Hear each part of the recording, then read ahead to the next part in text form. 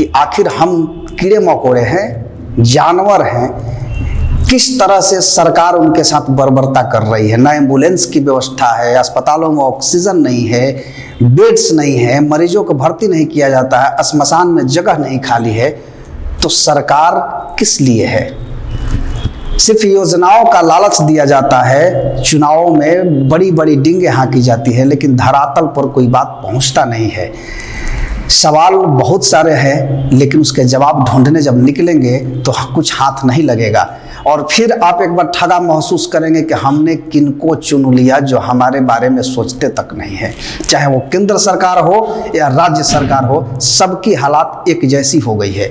केंद्र सरकार की तो स्थिति और भी बदतर हो गई है, क्योंकि आपको याद होगा कि पिछले साल जब लॉकडाउन लगा था, कोरोना का संक्रमण आया था, तो हमारे माननीय प्रधानमंत्री नरेंद्र मोदी साहब ने एक कोविड केयर फंड बनाया था, रिलीफ फंड, जिसमें लोगों ने हाथ भर भर के चंदा दिया, डोनेशन दिया, अपनी कमाई अपने जेब से निकाल करके इसलिए दिया क्योंकि वो चाहते थे कि इस बीमारी से निजात पाए और सरकार के पास अच्छी व्यवस्थाएं हो कि हम आम नागरिक इसका लाभ ले सके।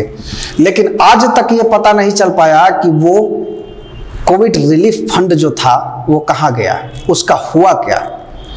और आप और हम जैसे आम जनता जो है वो भूलने के आदी हो चुके हैं, तो हमें याद भी नहीं है कि हमने ये चंदा प्रधानमंत्री को क्यों दिया। सवाल ये भी उठता है कि एक प्रधानमंत्री जो देश चलाता है, उसको ये कहने में शर्म नहीं आती है कि आप देश के आम नागरिक जो रात दिन एड़िया रगड़ के 2 पैसे बचाकर अपने परिवार पालने के लिए रखता है, उससे ये कहे कि आप चंदा दो और हम आपके लिए व्यवस्थाएं दुरुस्त करेंगे। तो क्या जो टैक्स ले रहे थे वो क्या कम था? बहरहाल इन सब बातों को भी अगर हम छोड़ते हैं तो सवाल अभी भी बनता है कि क्या प्रधानमंत्री रिलीफ फंड जो था वो कहाँ गया? जब आज देश में महामारी छा गया, लोग मर रहे हैं, सड़कों पर मर रहे हैं, अस्पतालों में जगह नहीं है, तो ये सरकार ने उन पैसों का किया क्या? इसका जवाब है उनके पास। अगर ये जवाब पूछने जाएंगे तो आप देशद्रोही हो जाएंगे, इसलिए आपको चुप रहना पड़ेगा। एक बात और भी है, अभी एक ट्वीट किया था डॉक्टर हर्षवर्धन है, उन्होंने एक ट्वीट किया था कि प्रधानमंत्री कोरोना योद्धा हैं। तो सवाल ये उठता है कि घरों में बैठकर चुनावी रैलियों में लाखों की संख्या, हजारों की संख्या के बीच में जो शोरगुल कर रहा हो, वो कोरोना योद्धा कैसे हो सकता है?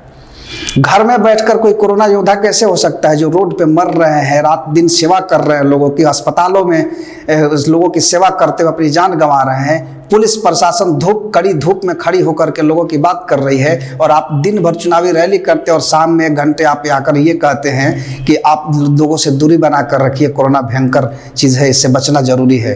तो आप कोरोना योद्धा हो गए।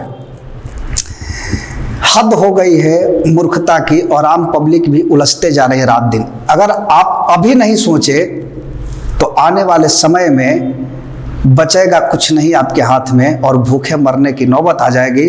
तो सोचना जरूरी है। सोचिए, सवाल कीजिए और अपने ज़मीर को जगाइए कि हम किस लोकतंत्र में हैं और किस देश में रह रहे हैं जहाँ की शासन व्यवस्था सिर्फ अपनी ही रोटी सेकने में लगी हुई है।